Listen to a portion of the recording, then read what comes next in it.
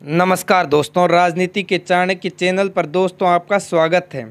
मैं उदय कानोड़ पुनः आज आपके बीच में आया हूं। दोस्तों आज हम चर्चा करेंगे 2019 के इस लोकसभा चुनाव में राजस्थान की हॉट सीट मानी जाने वाली बाड़मेर जैसलमेर सीट से कौन बाजी मारेगा। यानी यहां से भारतीय जनता पार्टी के कैलाश चौधरी और कर्नल मानवेंद्र सिंह जसोल जिन्हें कांग्रेस ने दिया है, उनमें दोनों में एक पूरी टक्कर है। कयास ये है कि पलड़ा दोनों का बराबरी में चल रहा है, पर राजनीतिक जानकारों का क्या कहना है कि इस सीट से कौन बाजी मारता हुआ नजर आ रहा है। उससे पहले मैं आपको यह भी बता दूं कि यह सीट जातीय आधारित सीट है, यानी यहाँ पर जातीय समीकरणों को जो साधने में कामयाब हो जाएगा वो जीत जाएगा।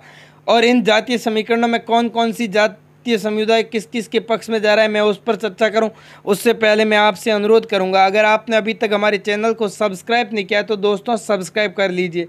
राजनीति जुड़े हर घटनाक्रम की जानकारी सबसे पहले हम आप तक पहुंचाते रहेंगे। तो मैं अब बात कर रहे हैं बाड़मेर जैसलमेर में 4 मार्शल कौम मानी जाती है। उन 4 मार्शल कौम में जाट, मुस्लिम, SC ST व राजपूत है। अब इनमें कांग्रेस के पक्ष में 3 मार्शल कौम एक बहुत अच्छे से खड़ी है, क्योंकि इनमें आपको बता दूं कि जाट समुदाय के सबसे ज़्यादा वोट हैं, उसके बाद मुस्लिम समुदाय का वोट है और यह वोट एक तरफा जाएगा, क्योंकि जाट समुदाय का वोट भी एक तरफा भाजपा को जाता हुआ नज़र नहीं आ रहा है। पर मुस्लिम समुदाय का वोट एक तरफा 95% कांग्रेस के पक्ष में मतदान करेगा।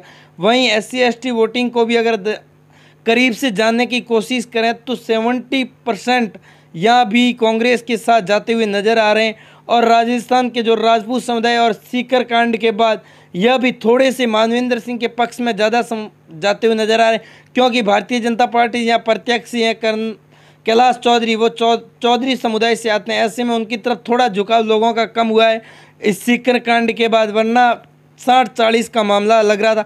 अब ये 65-35 हो गया, यानी राजपूत कौम भी 65% कांग्रेस के साथ जाती हुई नजर आ रही। उसके बाद सबसे बड़ा जो समीकरण था वो था मूल OBC।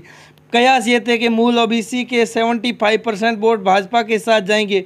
नरेंद्र मोदी की रैली के समय तक ये लग रहा था कि वोटिंग भाजपा के पक्ष में ज़्यादा होगी, पर जैसे जैसे समय बीता एक दिन में माहौल बदला, 5% भाजपा का वोट बैंक कम हुआ और दूसरे दिन माहौल 10% कम हुआ। आज के समीकरण ये कह रहे हैं कि 60% मूल OBC भाजपा के साथ और 40% कांग्रेस के साथ रहेगी।